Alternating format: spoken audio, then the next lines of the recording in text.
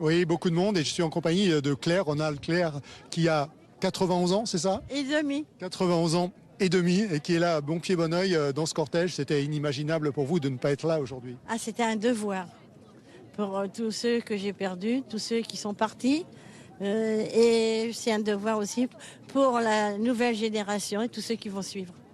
Vous nous disiez, vous aviez connu enfant évidemment la Seconde Guerre mondiale, vous avez été caché, pourchassé. On est parti en octobre 39 et je suis revenue à Paris en 45 à la Libération. Au départ, on était en zone libre, puis ça s'est terminé en zone occupée.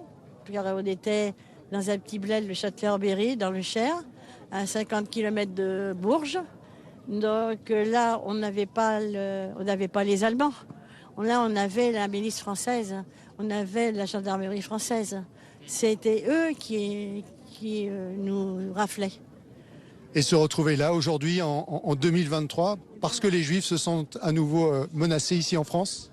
Oui, c'est exact. C'est exact, mais moi je le ressens, comment dirais-je, je suis née à Paris, de parents turcs, judéo-espagnols. Mon père est venu en France pour vivre en France, pour ne pas, il n'est jamais retourné en Turquie. Il est devenu, il a même perdu sa nationalité en 1943 en tant que Turc, mais il a fait toute la guerre. Non, il a été engagé volontaire, il a été prisonnier, et puis ensuite, il a toujours demandé la nationalité française, et il lui a fallu attendre fin 49 pour l'avoir. Donc c'est important d'être français. Tout ce monde aujourd'hui autour de vous, est-ce que ça vous rassure quand même? Ah oui. De toute façon, une chose, on n'a pas le droit d'avoir peur. Parce que, comment dirais-je, pendant la guerre, on baissait la tête, on ne savait pas du tout, on n'avait rien. Qui c'est qui devait nous protéger? La France ne nous a pas protégés, c'est pas vrai. La France n'a pas protégé les enfants français. Mais là, je pense que c'est son devoir cette fois-ci de le faire.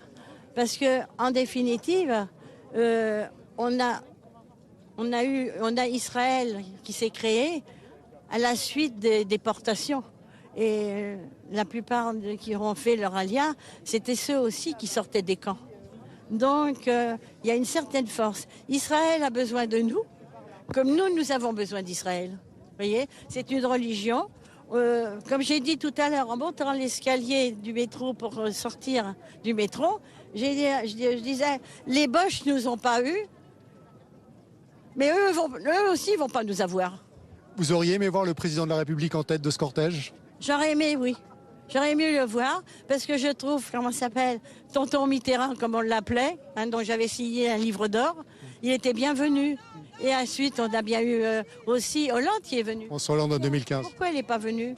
La lettre qu'il a faite, c'est vrai que c'est une lettre qui est très forte, mais c'est pas la même chose quand la personne est là. On l'aurait entendu, c'était plus réconfortant. D'ailleurs, je crois que il faut le faire. Il aurait dû le faire quand même. Merci beaucoup Claire. Vous voyez Ronald, beaucoup de monde ici et Claire qui est là, 91 ans, qui marche peut-être la doyenne de ce contingent important et qui se réjouit d'être entouré autant de monde, qui regrette toutefois que le président de la République Emmanuel Macron ne soit pas en tête de ce cortège.